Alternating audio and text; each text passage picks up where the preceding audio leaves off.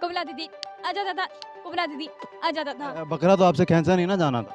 नहीं, मैं खुद भी बकरी जैसी हूँ, मैं बकरी को खींच पहले 17 साल थी जब मैं वायरल हुई थी, अब 1 साल हो गया वायरल हुए को, तो मैं 18 की हूँ। इसमें रातें मिला के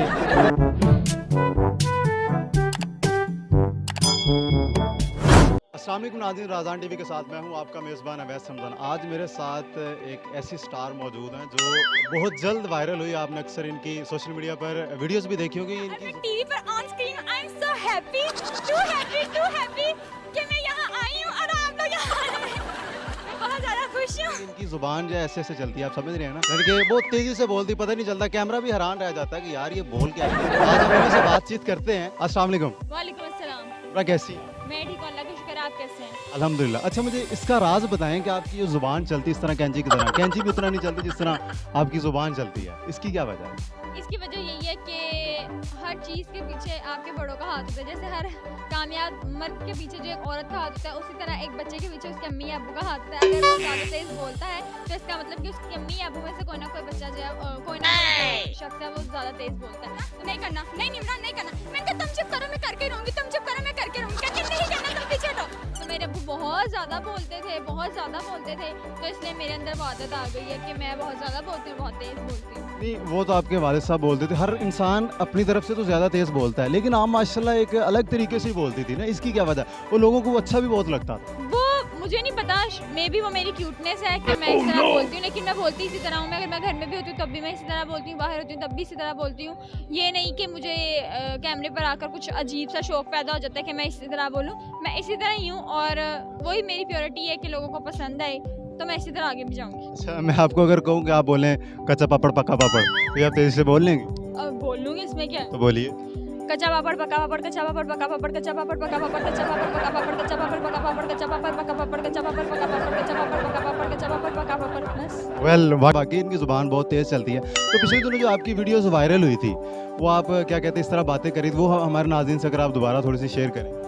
क्या आप तो बातें भी भूल गई हैं? आप तो इतनी सारी कैमरे पर बातें हुई हैं कि वो याद रह गई हैं, पिछली सारी भूल गई हैं। लेकिन जो मेरा फर्स्ट इंटरव्यू था वो मैं चाह कर भी नहीं भूल सकती। वो मुझे थोड़ा बहुत याद है कि मैंने बातें की थी, हम आए हुए थे, मेरे घर पे मेरी कज़न आई हुई थी, तो हमने सोचा कि हम बाहर चलते हैं। अगर मैं बाहर जाऊँ तो वहाँ पर भी इसी तरह लोग आए, वो मेरा इंटरव्यू लें और मैं वायरल हो जाऊँ। तो मैंने ना एक पोएम तैयार किया, मैं आपको वो पोएम सुनाना चाहती हूँ। यही बातें थी सब, मुझे याद है। वो पोएम फिर आप हमें सुना। अब वो वैसी नहीं होगी। इस तरह की भी है, लेकिन आप तो निमरा ली है ना पोएम। पोएम थी ये कि वो मज़ा नहीं आएगा अब। हम ले लेंगे मज़ा, और सुनाएं। एक ना मुर्गी होती है, उसके ना 2 छोटे-छोटे चूजे होते हैं। एक का नाम होता है, एक का नाम होता है।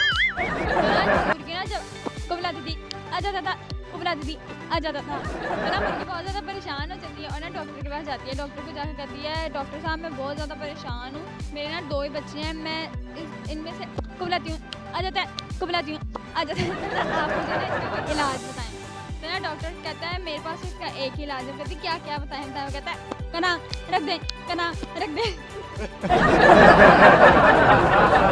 डॉक्टर साहब मैं बड़ी परेशान हूँ, मेरे 2 बच्चे हैं, जो इनका नाम मैंने अलग अलग रखा हुआ है, लेकिन जब मैं कुबलाती हूँ आ जाता है, कुबलाती हूँ आ जाता है, तो मुझे कोई इलाज बताएं। तो ना डॉक्टर कहता है कि मेरे पास तो इसका एक ही इलाज है। तो कहती है बताएं बताएं। कहता है कि ना आप ना कना रख दो, कना रख दो। तो इनकी जो पहली वीडियो है वो वायरल हुई थी, तो आपने कुर्बानी आप कर रहे हैं इस दफ़ा? नहीं, हम लोग कुर्बानी नहीं करते। क्यों? कर लेनी थी कोई। पहले करते थे जब पापा थे, पापा के बाद नहीं करते। मुर्गा शुर्गा लेके कर ले, मुर्गा सिर्फ रोज ही होता है, फिर तो वो तो हमारे घर रोज ही बनता है। कुर्बानी के लिए। कुर्बानी के बकरा तो आपसे खींचा नहीं ना जाना था। नहीं, मैं खुद भी बकरी जैसी हूँ, मैं बकरी को खींच सकती हूँ। हमारे इसी वजह से घर में मामू मेरे सब लोग कुर्बानी करते हैं, तो वो हम लोग खींच लेते हैं अच्छे तरीके से। किसी का नहीं खींच के लाना, अपना लेके आना। अपना भी खींच ही लाई हूँ यार, मेरे मामू का और मेरे में कोई फर्क है? उनमें वो इंसान है, आप इंसान है, वो मर्द हैं, आप औरत हैं। नहीं, हमारे घर में औरत और मर्द में फर्क नहीं किया जाता। आपकी ओरिजिनल एज कितनी? ओरिजिनल एज जो है मेरी पहले 17 साल थी जब मैं वायरल हुई थी, अब 1 साल हो गया वायरल हुए को, तो मैं 18 की हूँ। इसमें रातें मिला के। सब कुछ मिला के मैं प्रॉपर 18 साल की।